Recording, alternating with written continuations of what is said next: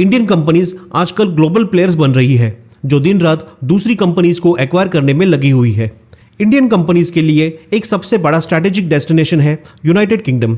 दोनों कंट्रीज एक distinct history share करते हैं जो कंट्रोवर्सीज पर बेस्ड है, पर साथ ही ट्रेड, इन्वेस्टमेंट और बिजनेस कोऑपरेशन में भी इन्वॉल्व नजर आती है।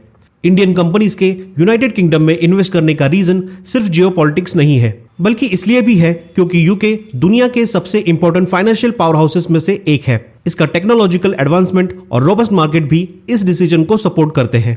इंडिया अभी भी एक डेवलपिंग इकोनॉमी है जिसका इकोनॉमिक साइज लगभग $3.4 ट्रिलियन है।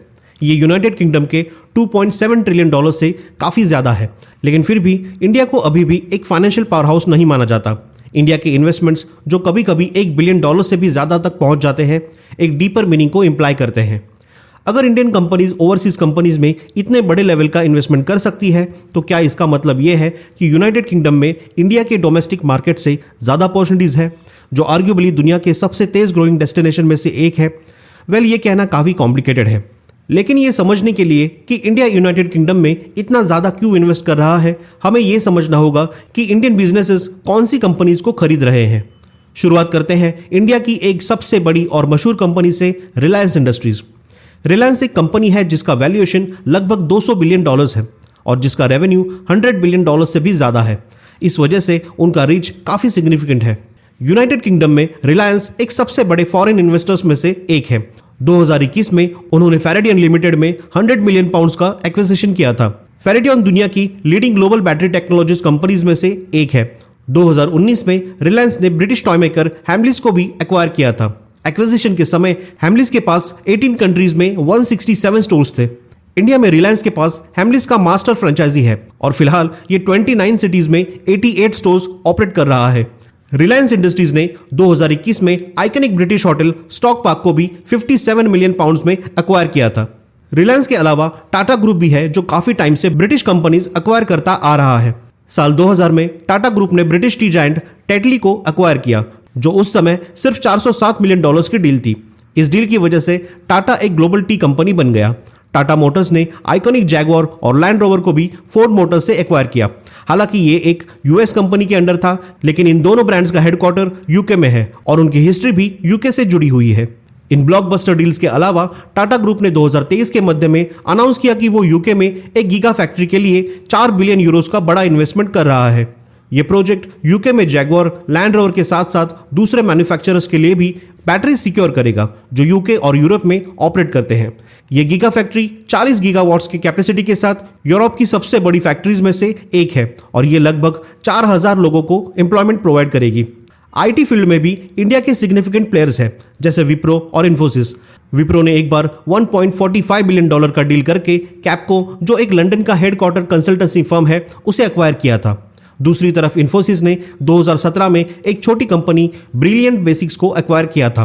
टाटा केमिकल्स भी एक एक्टिव इन्वेस्टर रहा है। इसने शेशायर सॉल्ट होल्डिंग्स, जो ब्रिटिश सॉल्ट की पेरेंट कंपनी है, उसे एक्वायर किया था। एक और इन्वेस्टमेंट जिसके बारे में कम बात की जाती है वो है ओकनॉर्थ बैंक में 40% स्टेक का एक्विजिशन, लेकिन बाद में टाटा केमिकल्स ने अपना कुछ स्टेक सेल कर दिया। इन्वेस्ट इंडिया के द्वारा रिपोर्ट किए गए डेटा के मुताबिक इंडिया यूके में सेकंड लार्जेस्ट एफडीआई कंट्रीब्यूटर है। यूके में 954 इंडियन कंपनीज ऑपरेट कर रही है, जो 1,05,931 लोगों को एम्प्लॉयमेंट प्रदान करती है और इनका कंबाइंड रेवेन्यू $65 बिलियन का है, जो 2022 में 900 कंपनी से रिपोर्ट किया गया था। अगर ये सब ये बताने के लिए काफी नहीं है कि इंडिया यूके में एक बड़ा प्लेयर है, तो हमें उन कई ब्रिटिश बिलियनियर्स की तरफ देखना चाहिए जो इंडियन ओरिजिन के हैं। सबसे मशहूर इंडियन बिलियनर्स में से एक हिंदुजा फैमिली है। ये जाना जाता है कि हिंदुजा फैमिली की net worth tens of billions of dollars है। ये फैमिली ब्रिटिश इंडिया से ओरिजिनेट हुई थी, लेकिन उनकी ज्यादातर फैमिली, खासकर उनके हेड, लंदन में रहते हैं। लक्ष्मी मित्तल और उनकी फैमिली भी यूनाइटेड किंगडम में रहती है। इनके अलावा और भी काफी इंडियन बिलियनर्स यूके में रहने का फैसला कर रहे हैं, लेकिन यह भी जरूरी है कि हम ये जानें कि यूके भी इंडिया में एक बड़ा इन्वेस्टर है। इन्वेस्ट इंडिया के मुताबिक यूके इंडिया में 6th लार्जेस्ट इन्वेस्टर है और उसने अप्रैल 2000 से जून 2023 तक एफडीआई इनफ्लोज में $34.3 बिलियन इन्वेस्ट किए हैं। फिलहाल इंडिया में 618 यूके कंपनीज हैं जिनका कंबाइंड टर्नओवर $45.6 बिलियन है और ये कंपनीज 2022 तक के डेटा के अनुसार लगभग 4,66,640 लोगों को डायरेक्टली इंप्लॉय करती है। अब चलिए बात करते हैं इन इन्वेस्टमेंट के एक और की एस्पेक्ट पर, उनका इम्पैक्ट, इन एक्विजिशन का इकोनॉमिक इम्पैक्ट और खास करके ये इंडिया के लिए क्या मतलब रखता है। सबसे पहले बात करते हैं जॉब क्रिएशन की। जब एक बड़ी इंडियन कंपनी अब्रॉड इन्वेस्ट करती है तो ये अक्सर घर पर जॉब क्रिएशन का सबब बनता है।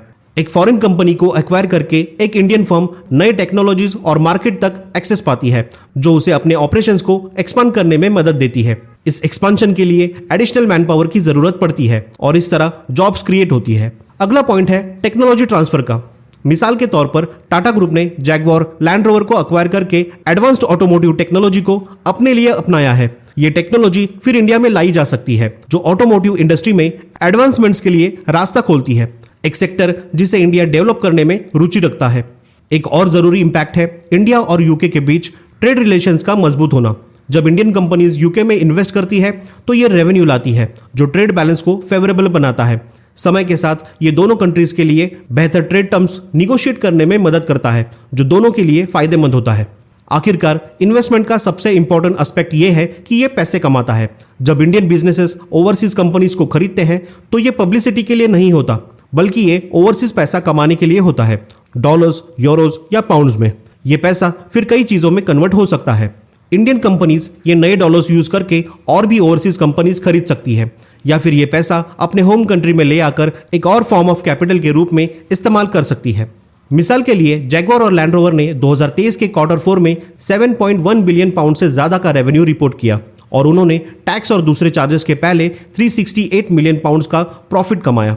ये पैसा कहीं नहीं जाता, बल्कि या तो कंपनी में वापस जाता है या फिर टाटा मोटर्स जैसे ओनर्स को डिविडेंड्स के रूप में दिया जाता है, या फिर ये इंडिया में इन्वेस्टमेंट्स फनल करने के लिए भी यूज हो सकता है। लेकिन ये सब इतना स्ट्रेट फॉरवर्ड नहीं है। इस ट्रेंड का एक फ्लिप साइड भी है। जब Indian companies abroad firms acquire करती है तो उनका फोकस डोमेस्टिक मार्केट से हट सकता है, खासकर अगर overseas market better profit margins offer करता हो। इससे इंडिया में इन्वेस्टमेंट कम हो सकता है, जिससे एक कंसर्न पैदा हो सकता है। लेकिन इससे एक बड़ा क्वेश्चन भी उठता है। इंडिया दुनिया का सबसे प्रॉमिसिंग डेवलपिंग कंट्री है। इंडिया हर साल हाई सिंगल डिजिट्स में ग्रो कर रहा है, जबकि यूके को एक डेवलप कंट्री के रूप में जाना जाता है, जहां पॉपुलेशन और इकोनॉमिक ग्रोथ लो डिजिट्स में होती है।